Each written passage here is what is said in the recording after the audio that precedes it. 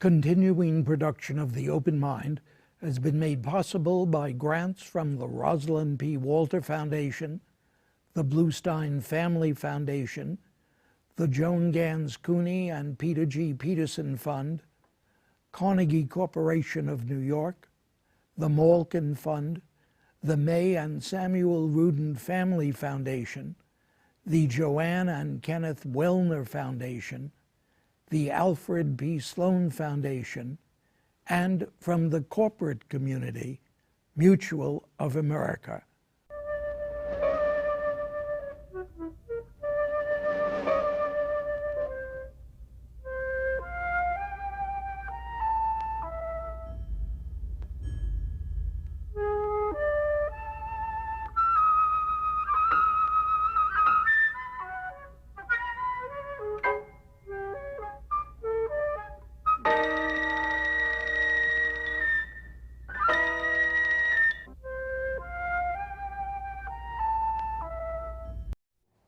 I'm Richard Heffner, your host on The Open Mind. And when today's guest sat here 10 years ago, he had then for the second time just become top cop. Indeed, Raymond W. Kelly had just become New York City Police Commissioner for the first time when he had joined me in an open mind conversation a decade before that as well. And I must say how much I wish that he'd stay on the job even 10 years more, if he won't take that as a curse rather than as an expression of profound admiration. For I feel safer and sounder that it is Ray Kelly who's facing down the threats of crime and particularly of terror in the Big Apple, as well as facing up to the promises of police technology in the modern world. And I say all that in the service of full disclosure. No conflict of interest here, rather a confluence of interests, my families, my cities, and my countries. Yet the long knives are out now, as perhaps they always must be when any strong and authoritative figure who doesn't tolerate fools easily has been in office a long time. Particularly a tough one like Ray Kelly, who has held every rank in the NYPD, who is a lawyer with a Master of Laws from NYU Law School as well, and a Master of Public Administration from Harvard's Kennedy School of Government, who is a combat veteran, retired from the Marine Corps Reserves as a colonel, who has even run the gamut in Washington, D.C., and in the private sector too. Whatever, while my guest today may want to comment about those long knives, I don't know. I'm sure viewers are more convinced that they should be concerned with his views on crime, terrorism, and police technology in the years ahead. Ray, I don't know. We haven't spoken at this table for a long time. When we have spoken, we've spoken about general things. Right now, the knives are out, and you may want to respond to them. What do you feel? Let me say it's great to be with you again. Those knives come with the territory, and in a way you get used to it. This is the most litigious environment in the world. I get sued literally every day. Certainly the department does every day. So you just accept it as a cost of doing business, and you go forward. It really doesn't have much of an effect at all. You're tough. Marines are tough. It kind of, the job kind of makes you tough. Well, what do you think about where we are now in terms of crime, not just in New York, but in this country itself, and in terms of terror? Those are the things that concern me. Right. Obviously, I'm pretty parochial when it comes to the issue of crime. I'm looking at the 5 boroughs of New York City. We've done very well. We're down 34% since 2001, and we're doing that with 6,000 fewer police officers than we had in our ranks in 2001. How come? I should interfere and budget issues for the most part. No, I don't mean in the downturn in number of cops. How come we're down with those disabilities, financial and otherwise? I think we're engaged in smarter policing. We're using technology. We're using our resources in a more focused way. We've learned a lot in the last decade. We've also brought to bear technology to a much greater degree. We have a lot more information now. We know where crime is happening, you know when crime is happening to a much greater degree than ever before. And it's enabled us to hone in on where our problems are, where our resources can do the most good. Now, this year, for instance, right now we're at a record low murders. We are, I know I'm not certain when the show is going to be shown, so we are at the lowest point that we've been on this date in at least 45 years, and that's when we started to measure crime accurately. At the same time, the population of New York City has gone up. Right now it's arguably 8.4 million people. In 1990, we had 2,245 murders with a population of roughly 7.3 million people. So we have 1 million more people in the city, and we're running at a rate now that would be a record low. I don't want to predict what it'll be, but we did have a low in 2009 of 471 murders. All indications are we'll come in significantly below that.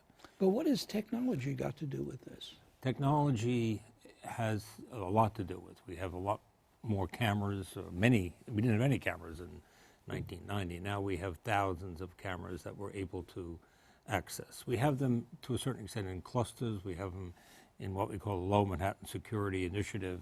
The 1.7 square miles south of Canal Street area has been attacked twice successfully by terrorists. We've had several plots since September 11th in that area, focused in that area. We have cameras in Midtown Manhattan, and now we're tying in cameras throughout all 5 boroughs into the Lower Manhattan Coordination Center, which is where we monitor many cameras. And it's a unique location because it's a public-private partnership. We have police officers there, and we have representatives from top corporations in these areas, in Midtown and in Lower Manhattan. The cameras are very sophisticated tools. They can act as alarms. You can put algorithms in these cameras that will enable you to search them. And if you wanted to see everyone who walked in front of a particular camera wearing a red shirt at 3 o'clock in the afternoon 2 weeks ago, we can do that, and we can do it fairly quickly. And it also just data is now much more available to the department, enabling us to plan, enabling investigators to have information in their hands much more quickly. We put in place something called a real-time crime center.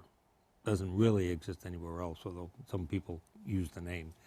We created a data warehouse, put lots of information into that data warehouse, and sitting on top of it is this real-time crime center, which is manned 24 hours a day, 7 days a week by experienced detectives to push information out to investigators in the field when a crime happens. A murder happens, they get that victimology, the information about the victim, get it into the hands of the investigators as quickly as possible.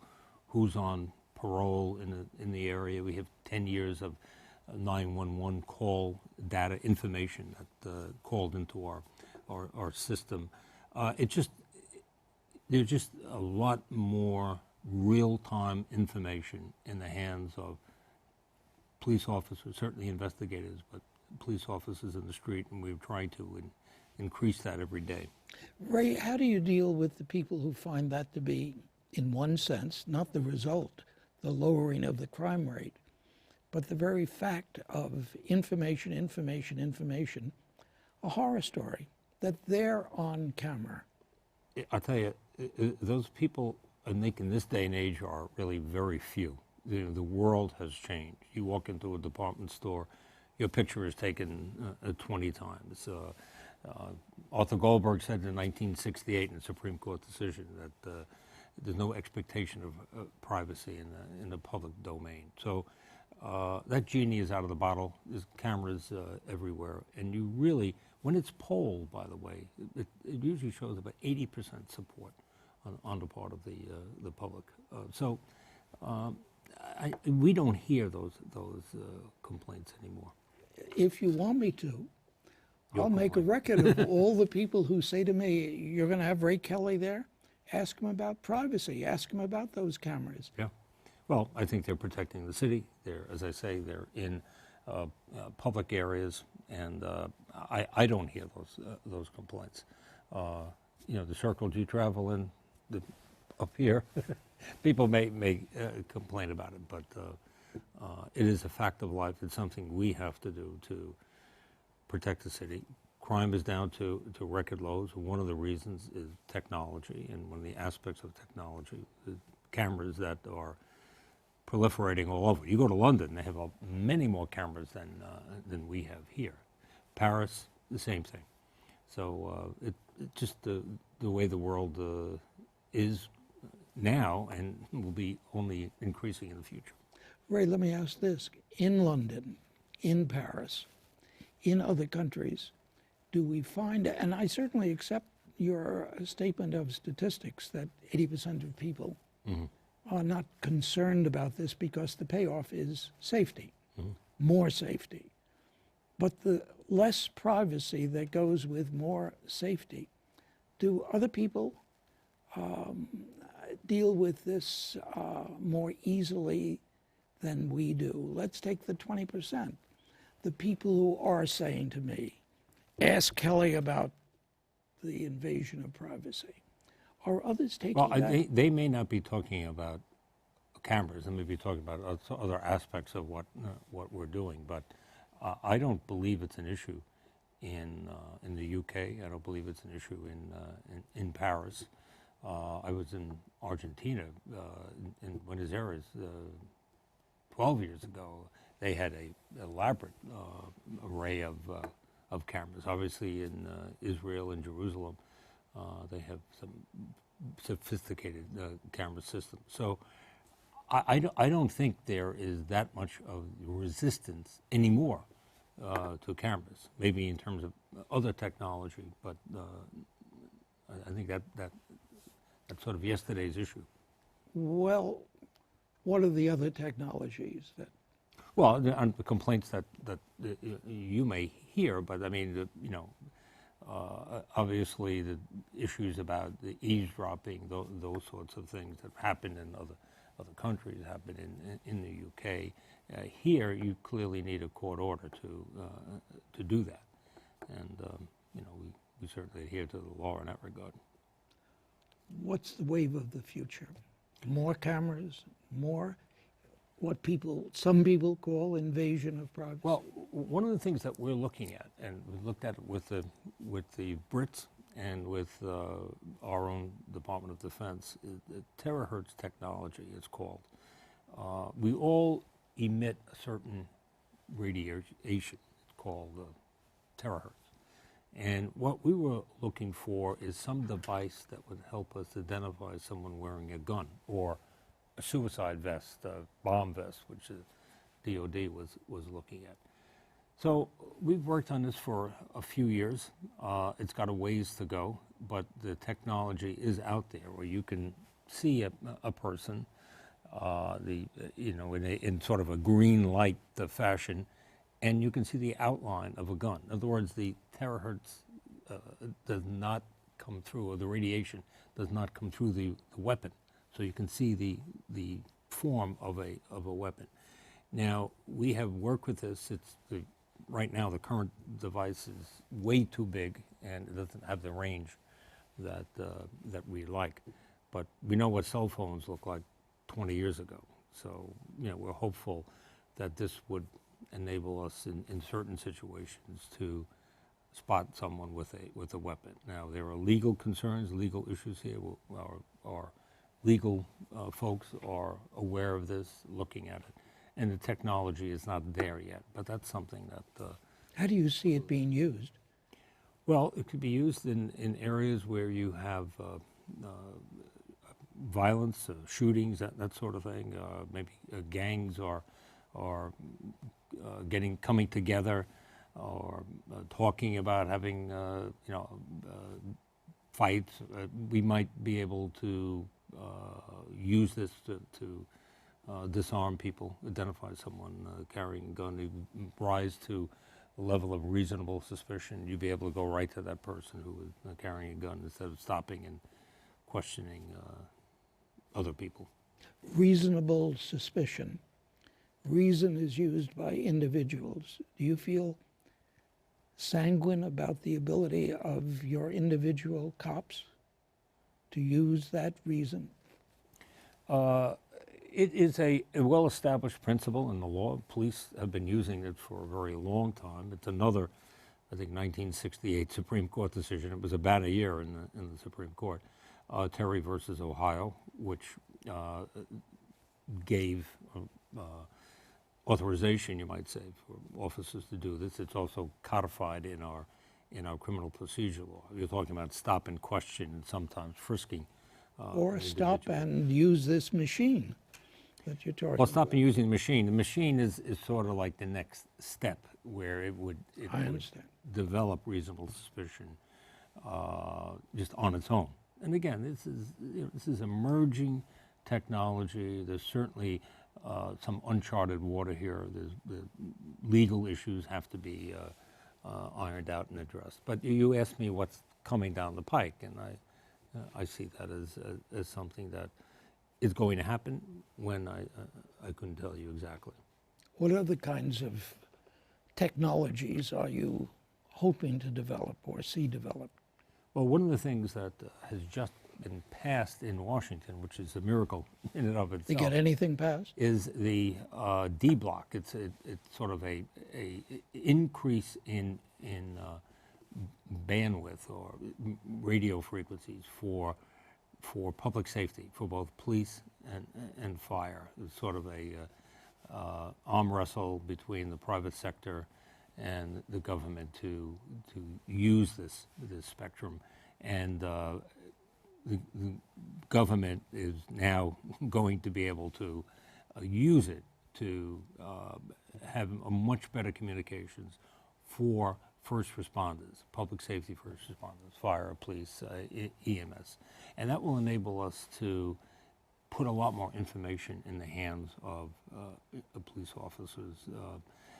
Right now we have a little bit of this in a Wi-Fi system in New York, but it's just not broad enough, it's not powerful enough to penetrate a lot of our buildings, for instance. So this is going to, when it's in place, and it's, believe me, it's a heavy lift and it's a way down the road, and this is a nationwide approach, but it's going to enable a lot more handheld information in what I'm looking at, police officers having it, but certainly other first responders will have a lot more information available. Ray, I remember that after 9/11, this became such a hot issue, this ability or inability to communicate. Why has it taken this much time? Are we talking about science or are we talking about politics here? I think you're talking mostly about politics. The science was there. I mean, we can talk about the 9/11 situation as far as communication. You had police and fire, sort of separate systems. You had a VHF system and a UHF system. Those things were ironed out fairly quickly. But in terms of this expansion, there's been a lot of discussion, a lot of lobbying by lots of folks on different sides. But remarkably, this piece of legislation has been passed. The President has signed it. The Vice President had played a major role in getting it through. And I think it's fair to say that all of certainly law enforcement and firefighters throughout the country and EMS workers are very appreciative of this. They see this as making a big difference in the ability to have a lot more information. Are there other big political issues that law enforcement, by and large, agrees upon, in which there are political stumbling blocks, gun control or other areas? Well, you know, gun control is obviously a big issue, and we know that both sides of the aisle in Washington are reluctant to take this issue on. That's just the reality of it. Mayor Bloomberg has been terrific in his leadership in this regard. He's brought together over 300 mayors, pretty powerful force, yet they haven't been able to make the legislative changes that he believes, and I certainly agree, that are needed to tighten up the flow of guns into New York City. For instance, 90% of the guns that we confiscate here are from out of New York State. You can get on a bus and go to neighboring states and buy some guns, bring them back here, sell them for 2 or 3 times what you paid for them. You can go to gun shows, and if you are a, quote, casual seller or a casual buyer, you can buy without any sort of records check. And that's one of the big areas that the mayor and certainly myself would like to see that loophole plugged. It's a pretty big loophole. It is a big loophole, and it might be as many as 40% of illegal guns coming through that gap. So that's a big issue. I think it's fair to say that most law enforcement would like to see tighter gun controls. And the problems that we see, as I say, crime is down in New York City. We still have way too many guns on the streets of the city. Most of the victims are young men of color. And if you look at other cities throughout the country, it's exactly the same, only even more so proportionally when you look at their population. So this is a national problem. As I say, we're looking here at New York, but we know that in other major cities, it is an ongoing issue. We have the lowest murder rate of any major city in America, lower than the top 25 cities. And if you look at other cities, big cities, 2, 3, 4 times more likely to be murdered in those cities than in New York. We'd like it to go down here in New York as well, but my point is it's a national problem, not just the city. Ray, terror. What do you want to tell me to make me feel better? Well, I think it's clear that core al-Qaeda has been significantly diminished. The drone attacks have had a major impact. But at the same time, their affiliates are alive and well. They're strong, certainly in Yemen, as we say, al-Qaeda in the Arabian Peninsula, in the Maghreb, in North Africa, in Somalia. Al-Shabaab has sworn allegiance to al-Qaeda. We're concerned about Boko Haram, which is a terrorist group in northern Nigeria. We just had that bomb plot, which was leaked just a few weeks ago, emanating from Yemen. So the threat is still very much with us. Yes, the core al-Qaeda has been reduced. We know that number 3 and number 2 job is a tough position to hold in al-Qaeda, but we can't relax. We can't take our pack off, as they say. We have to continue to be concerned about those affiliates, but also the lone wolf threat. That's something that's very hard to get your arms around. The most recent case we had here is an individual that we locked up in November. Jose Pimentel, his name is. The case is going forward now with the Manhattan District Attorney, but he is a young man who basically self-radicalized. Born in the Dominican Republic, comes here when he's 5 years of age, and he was within an hour of walking out with what he thought were 3 functioning pipe bombs. We were watching him, and he was arrested for that. But his plan was to attack returning troops and police stations.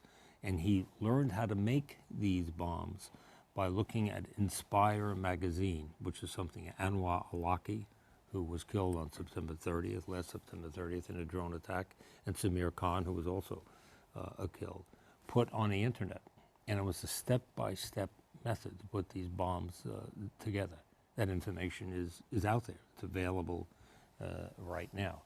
So the Pimentel type person is difficult to identify. No, The lone no wolf. question about it. The lone wolf. And it's certainly a cause for concern. You say a cause for concern. We have 2 minutes left. What can a citizen do with this concern? Well, we have to operate on several levels, and I think human intelligence is an important factor. It's something that in the 70s was sort of pushed to the side by intelligence gathering entities and agencies, and there's nothing like human intelligence, and we need that. We need to keep that ability to gather on the ground intelligence. Difficult work. It's certainly overseas. When you're dealing with tribes and you're dealing with clans, it's very difficult to get into those types of organizations. But human intelligence is often the key. You just can't rely on the electronic means. That's why one hears in public so much. If you see something, hear something. You see something, say something. Absolutely, yeah. We need that. We need vigilance. We have an NYPD Shield organization here, made up of over 10,000 security directors. We impart information to them. It's a two-way street, and we also have conferences where we bring them in and brief them on what's going on.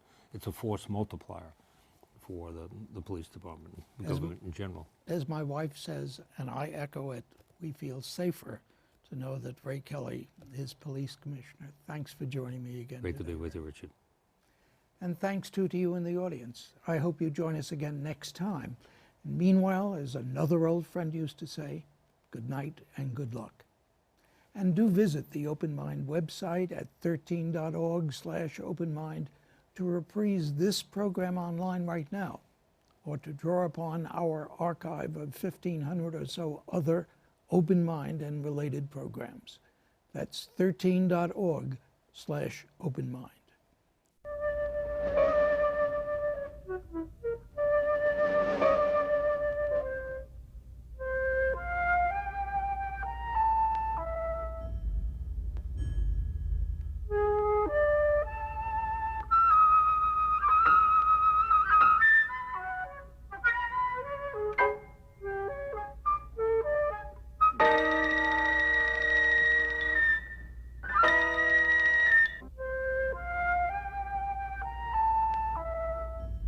Continuing production of The Open Mind has been made possible by grants from the Rosalind P. Walter Foundation, the Bluestein Family Foundation, the Joan Gans Cooney and Peter G. Peterson Fund, Carnegie Corporation of New York, the Malkin Fund, the May and Samuel Rudin Family Foundation, the Joanne and Kenneth Wellner Foundation, the Alfred P. Sloan Foundation, and from the corporate community, Mutual of America.